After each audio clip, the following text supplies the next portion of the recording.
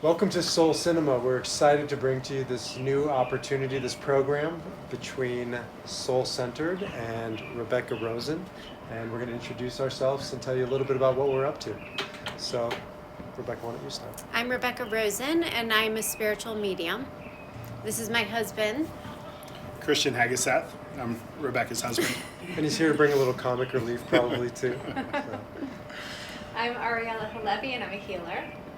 And I am Baruch Halevi, and I am a logotherapist, meaning-centered therapist. And Ariella and I have Soul Centered, as probably some of you know. And Rebecca is not only a psychic medium and runs Rebecca Rosen and all that she does, but she's also my sister and Ariella's sister-in-law and my brother-in-law. So really excited to be bringing you Soul Cinema because it's kind of a coming out of COVID, and it's really one of our first get-togethers. It In is. about a year. In about a year, more than a year. You know, what a great way to come together, to have fun, to talk about something meaningful, and that's what Soul Cinema really is. It's an opportunity for us to find movies that we find inspiring, that revolve around the soul. And so we're going to be bringing to you, hopefully, more and more soul-oriented, I won't say soul-centered, soul-oriented movies where we get to explore them, share them with you, and maybe you'll want to invite your family, your friends to get together to watch some of these amazing movies, and this will hopefully inspire some dialogue for you and around the movie. So we're going to get started and talk about our first movie with Soul Cinema, which is Defending Your Life. Anybody want to give a synopsis of Defending Your Life? Chris, you can give it. You know, as the lay person here, I've seen Defending Your Life twice now, and I loved it because, frankly, it's a funny movie.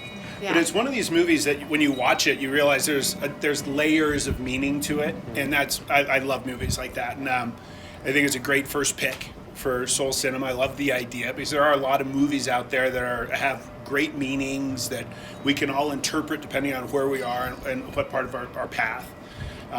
But I love this one because it's about a guy that dies sort of suddenly, and he's got to go to this sort of in-between world between earth and heaven or hell and defend his life. And he shows up, and he realizes in all these ways where he's fallen short. But it's a great movie because it's put together with sort of that comedic element and sort of a love interest where it's not just him being judged, but he's being judged and looking back at his life, being able to laugh at himself, and then he falls in love with the not Bunny Boiler girl, the other one. We're Meryl confusing Streep. Glenn Close and Meryl Yeah. Streep. Fatal So- Attraction. Right. Yeah, so it Not is that Meryl one. Streep. It's not Glenn Close. So no bunny boiling. But it is a good way to start this conversation. Originally, I was looking at The Sixth Sense. I'm like, that's probably a little scary at first until you really understand what it's about. This one is not. Yeah, it isn't. No, it's really approachable, and I think there's elements in it that's for all of us, right? Like, I mean, there's some of these. You see the highlights of this person's life and lowlights, and you see what they've risen to, and also where they've come up short. And I really like the sort of the on trial aspect where he's having to justify himself. He's like, well, I did that because, and he tried to frame it in a way as if he took the higher road when he really knew that, like, deep down inside he did it because he was in fear, or he took the lower road. Right. And so it was enlightening in that way, but also, again, a good entertainment. So from the non-spiritual side, I thought it was a good movie, easy to, it was enjoyable, meaningful. I wish it had a better soundtrack, and also the snacks were no good. I mean, there were no nachos, there was no popcorn.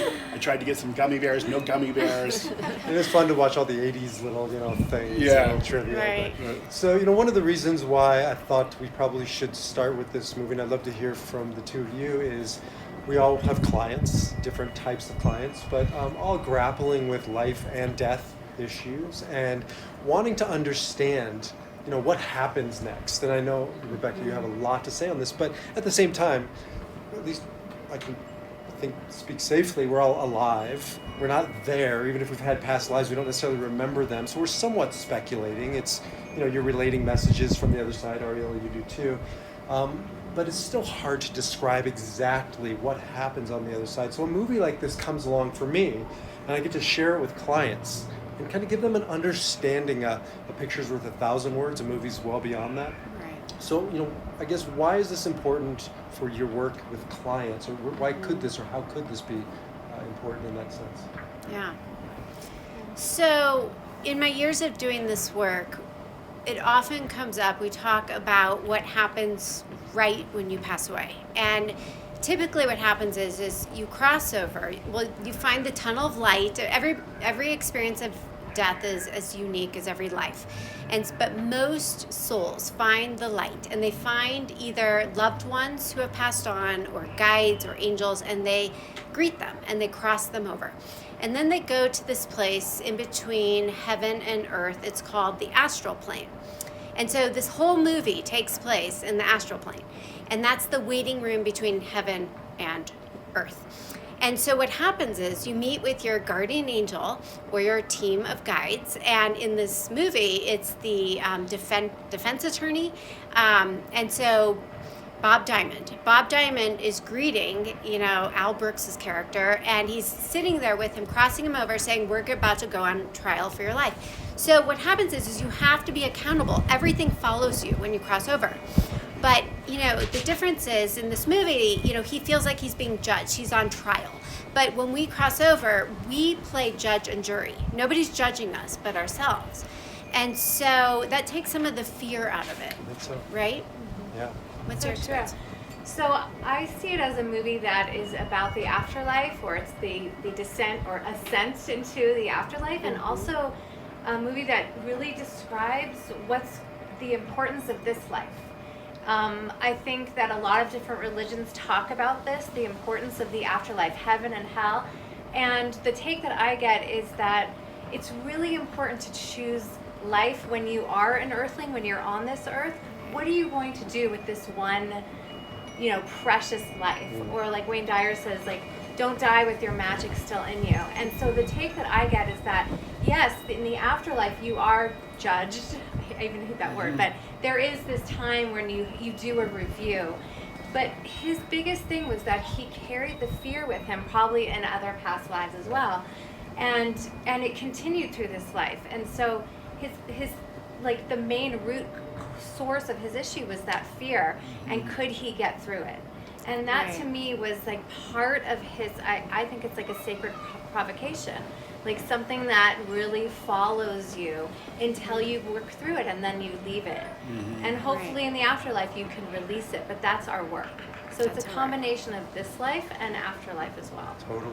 So what's interesting to me is that all great wisdom traditions kind of come to the same truths. It doesn't really matter, Christianity, Judaism, Buddhism, Islam, and all of them have a life review. I mean, as far as I've studied, I really know Kabbalah best, but it's certainly in Kabbalah, there's this life review, and I think it's this, we understand, in Kabbalistic work, it's called cheshbon nefesh, which is soul searching. But what's interesting is cheshbon in Hebrew means the check. You say cheshbon when you're at the restaurant, give me the check. And it's this primal thing of, at the end of a life, check please, right? I'll take the check now, because there's an accounting. Right? From whatever you've done, whatever you've consumed at the meal, consumed in your life or failed to, there's an accounting. And so all of these religions are saying the same thing, that there has to be an accounting. It's interesting. I think there is an accounting, but just coming back to this movie, right? So when Albert Brooks' character starts his life, they do a flashback to when he's a year old and he sees his parents fighting, and that's this imprint on him in that lifetime that really defines him, I think, through that lifetime, right? He becomes very timid. He's a little afraid of what's going on around him. He feels out of control. And so, when you think about this life review, I think what feels very intimidating for me anyway is by what will we be judged at the end of our lives? Because again, it was, when these two get to this end of life review and they're talking to the prosecutor and the judges, and be it even if it's themselves judging themselves, you have the perspective of the end of life, being able to look back and understand by what do you judge yourself. And I think that great challenge for everyone is not knowing, am I judged because I followed along and I played the conservative course, or am I judged because I took all the great risks because that's what I needed to realize myself? Those are two very different life paths, and by which are we going to be judged? Right. I think is what a lot of people struggle with. It's not that I'm going to be judged, like I'm cool with that, but Right. could I understand, could you tell me, like, what's the Which one is criteria? right? Right, what's the Right. test? Yeah, how do I get an A on this? Right. Right? Like, what do I have to say? You Right. know? So it's all about intention because this is Earth School, so we're learning. So we're expected to make mistakes, right? So as long as we learn from our mistakes, it's what we do with it. And I think it's just that to remember, nobody's judging you but yourself. Your council of elders. This is the judge. The judges in this movie were the council, okay? And you meet with this council. It's like having a board of directors, and then you're gonna go have a board meeting. And then you're sitting down and you're just taking an honest inquiry of your choices. And it's not if you were perfect or if you failed or you did great. It's more, what was your intention, right? Right. Was it to be courageous or was it fear-based? And that's what matters at the end of the day. Sorry, go ahead. I was going to say, I think it's so important to, I mean, I think in Kabbalah and Judaism, there's this idea, the phrase is choose life. And a lot of we've had personal history, and then some of the people that I've worked with say that I just wish I could end this life. There's so much angst in this life. I suffer so greatly. I just wish that I could go to the next world and everything would be done. And this movie is showing us that that's actually not true. Like, you still have to do the work, either in this life or the next life, or you're going to be, I hate the word judge, but you're going to do a life review. And it's so important to remember that it carries with you in the next world. Why don't you like the word judged? I know you just said that, and I was curious because this whole movie is about being judged and judging ourselves or facing judgment. And you're like, I think that I really felt for Daniel, the main character in the movie, because he was confused. He was like, his life. I guess I felt badly for him because he was so in fear that I felt the need that he needed to do it over. I mean, I think he should have gone back. I mean, we don't want to, ruin it for everybody. Spoiler alert, so we're back to 25 years. I guess I do feel like on, this harshness of God will judge you. And I don't see it in a way that God is judging you. I see it as more of a life review. And like Rebecca said, you do make your mistakes. So to me, it was a little bit harsh, like this whole, court idea. Right. But I think of it as more of a life review. But, we're all parents here. We have like a tribe of kids, and we know that our children want and need to be judged. They need to be held to a standard, right? That's how you do show love, is by having a standard and giving your children an opportunity to explain themselves, right? To talk about what they did and what they didn't do, and it's a growth process. It isn't a judge and jury and we sentence you, but Viktor Frankl, my teacher, talks about responsibility is the pinnacle of human opportunity here.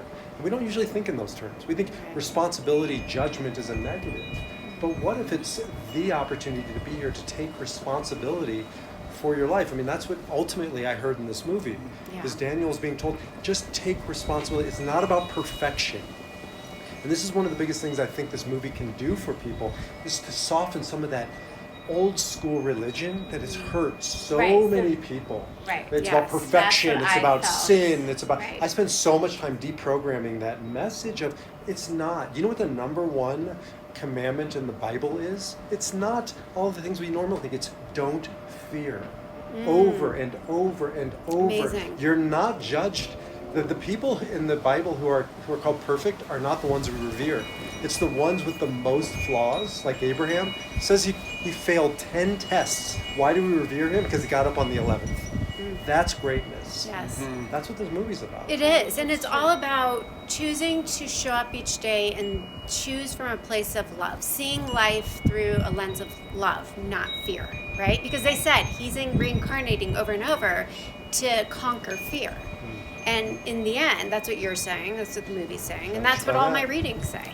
Right. So The great man, the great woman is somebody who deals with their fears. This is your work, right? You got to face it, feel it to heal it. Right. And this movie is about face it, feel it, heal it. That's what I found, like Christy was saying, in the very beginning of his life, he was in the crib and his parents were fighting and he held back his emotions. And you can see that play out through his whole life. Right. And so part of your, if we're going to talk about soul contract, or the reason why we're here, is not only that we all have a divine purpose to live wholeheartedly in love, but to also conquer what blocks us from being that true love that we truly are.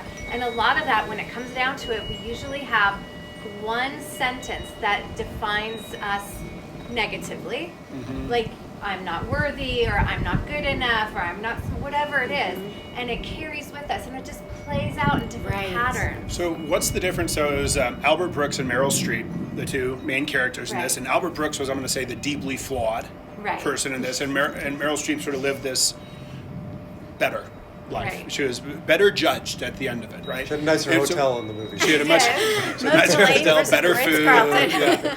She got chocolate instead of mint. It was much better. And a jacuzzi. She had a jacuzzi. But it was interesting too that just in the movie itself, the focus. I mean, the protagonist is clearly Albert Brooks. It follows his flawed life rather than focusing on Meryl Streep's more idyllic life, or maybe the better lived life. And I think it's an interesting comment on the human experience that we tend to focus on the negative. It's easier to judge ourselves by looking at comparing ourselves to a negative than holding ourselves to the possibility of a positive. And it's it feels to me, it's sort of this, again, I think it's a bit of human experience written into this movie, is why do we have to define ourselves by the what's missing, the what's wrong? Why did we need Albert Brooks' character in this movie, not just Meryl Streep's? Right? Because if the movie is really about just living to your fulfillment, why don't we just see the positive? Why do we also need the negative? And not just the negative as contrast, but it was the primary. The main story is the antagonism, is the fight against realizing it, not the realization of what is possible. So I think that is a bit of a commentary, a defining moment of what it is to be human, is that we all feel like we are not enough. There's something we are born into that we all feel like we're not enough. We're all working on something, Like, why isn't it enough just to see her character in that and all sort of rise to that occasion? Like, why do we all have to see his character and struggle with his struggle so that we rise? Well, that brings into play contrast, because without bad, you can't know and appreciate good, right? And so I think that's the whole reason we reincarnate. We're coming back. So in life, just as with these two characters, you see the contrast. So when you know what you don't want, you get super crystal clear on what you do want. And that's what fuels that growth, that spiritual evolution. And that's the only reason we're back here. Right. We come here because this is a world of struggle and division and binary choices, and we have to be put into the situation to know that struggle, to work through it. And that's the part of, I think the conversation is, it's not a bad thing. The work and the flaws and the failures and the stumblings, it's actually to be celebrated, not hidden away. This is so much of your work of we got to create a society and culture and conversations like this where we can just put it out there and be honest and hold it and look at it and learn from it. But I think in our world, like, we all want to be, we want to be a Kardashian with $1 billion, a Maserati, and like a Rolex, right? Like we're all aspiring. Culture. That's what we all talk about, right? But what you just said, and I totally agree with it, is like, forget all that. Let's just all acknowledge that what our challenges are. Like, what are you fighting with? What is it that you're embracing in this lifetime, right now, maybe today, this week, this month, this year, that you're fighting with to make you a better you, to make the world a better place? Because it's not that aspiration of let's be the Meryl Streep. It's we're all a little bit of Albert Brooks. Like, That's what are we going to do with this mess? That's right? why we feel him. We feel his struggle, because that is our earthly struggle, right? And so there's this idea that bad feelings are bad, but really we all have, there's darkness in this world. That's why we have light and day, so we can know, like you said, Rebecca, contrast. And like you said, like, isn't it more healthy to just get it out there and say, this is who I am, and it's not who you are, but this is what I struggle with here on this earth. This is what I'm going through. And within every darkness that we all carry, there are sparks of light. There's these massive amounts of gifts within all of them. But often we want to bypass all of that junk in order to feel only the good stuff. Right. And it's important to remember, like, sometimes those blocks, when we go through them, they open up to such joy and so much light. And then we go back and we're like, okay, we have to do this again. And But we all have seniors in high school, and as our seniors go off into the world, you say, what do you want to do with your life? And they're going to give you the Meryl Streep version, right? I want to accomplish this. I'm going to do this. I'm going to be this, and it's like what they hope for. Well, really, it would be interesting to hear those seniors going off in life say, what do you want? And they give you the Albert Brooks version. Well, I'm going to struggle with doubt, and I hope that I can be stronger in the face of doubt in the future. But also where they're going, we both have kids going up to college, as Chris said, and I had this conversation with our son Yuta, and I said to him, your real educational opportunity is not what happens in the classroom. Those are just grades. Your real opportunity is going to be when you get your ass kicked outside of the classroom in life settings for the first time on your own. How do you respond? Right? And I'm doing a lot of writing right now about Dr. Frankl's idea of the defiant power of the human spirit. Can you find that in those battles? That place within you at the end of the movie, again, spoiler alert, you had 25 years to watch it, he breaks free and he has this moment of the defiant power of the human spirit, and everybody's like waiting, like, that's it. Yeah. Finally. Right. That's the point. True. Right. He The doesn't do very it on the end. he doesn't do it on the Finally. playground as a kid. He doesn't do it when he takes the job offer. He doesn't do it at another time. But then finally, after his life review, he jumps off the tram. And that was the graduation. Yeah. That moment right there was your His test. life purpose. That is your the, graduation. what do you call it? The defiant. The defiant power of the human spirit. That's amazing. That's your moment when you drew a line, you took a stand, and you draw a line. And I work a lot with people on this. What's your line? And never cross it for anybody or anything. So what was Meryl Streep's moment? I mean, maybe they didn't get into it. Her character in that movie. What was her defiant moment of the human spirit for They didn't Meryl go into Streep? it, but Like- it was in her lifetime. So it takes into account, you pick up where you leave off. So you can accomplish that in body, or you can do it in the non-physical. So that's what we're talking about. It's an ongoing opportunity. It's not like if you fail in this lifetime that it's forever. You have multiple, endless opportunities. Absolutely. You can do it in the spirit world. You can reincarnate and do it. Right. It kind of reminds me of the suicide topic, just because so many people judge it as they're in hell or it's wrong and bad. And you know what? It's who are we to judge that soul's path? And all that matters is they are fully accountable, and that they're in a better place when they cross over to look at it more objectively and to heal it, and then to be able to have the opportunity to do better. Right. And to do it again, whether it's in spirit or coming back into another lifetime. It's a compassionate and loving process, just Yes. like with our children. You keep bringing them back to the opportunity to take responsibility, right, for their choices. And it isn't so much judging them, right, so much as just teaching them how to be responsible. And this idea of responsible, able to respond. And I'm going to end. Maybe then I'll go around and give our kind of final thoughts on this.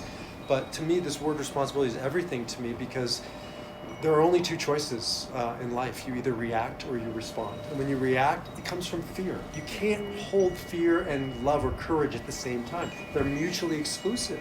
And when when life keeps presenting to these opportunities over and over again, are you going to react, right, and just live in this place of you're not in control? Or are you going to respond and take back the power of your life and live from this place of courage and love? And that's why I love this movie, because even the most neurotic, fear-based person in the world can break free. And that's ultimately what Albert Brooks did in the end. And that's what we all can do at any point. Right.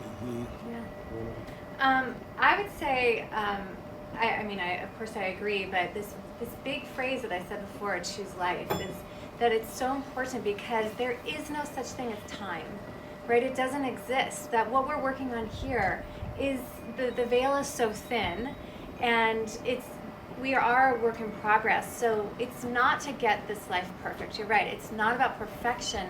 it's about choices, and it's about honesty and authenticity, because that's what we're bringing into this next world and on.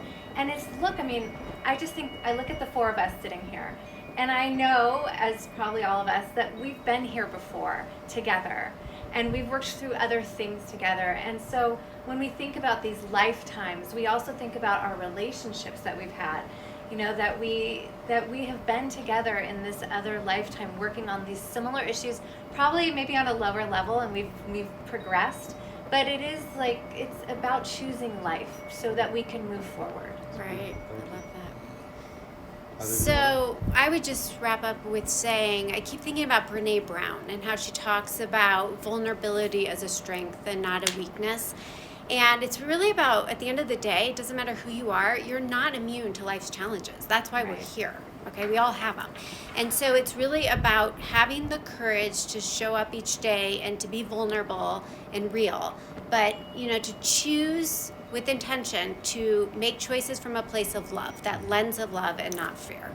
Beautiful. Thank you. Mine's really simple. So, I mean, I look at it as live boldly, you know, and don't be afraid of the mistakes that you might make. Rather, make the mistakes and accept that, you know, that you, at least you chose to act. Yeah. That to me, that was my big takeaway. Is if you like looking at that as just that fear-based, that what ends up restricting your life, constricting your life, changing. You know, when you're born, everything is possible, and every time you make that decision not to, because of fear, pretty soon you feel like you're trapped in this little tiny thing where there's just a pinhole of light at the end. And I think that's self-determination. Yeah. And so for me, it was a reaffirmation just to live boldly and not worry about the failures and just, you know, kind of roll with it.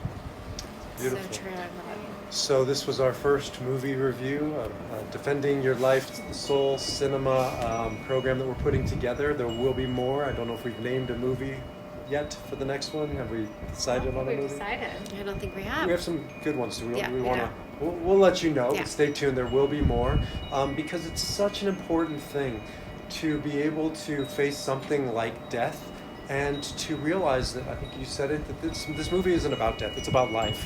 And it's about living more fully and facing those fears so that we can live our lives completely. And so all of these movies that we're going to be bringing to you, hopefully, I know, will ultimately bring you some inspiration and opportunity to gather around with family and friends and have a meaningful conversation. So Yeah. until the next time, Until the next we time. wish you well and peace. Namaste. Namaste.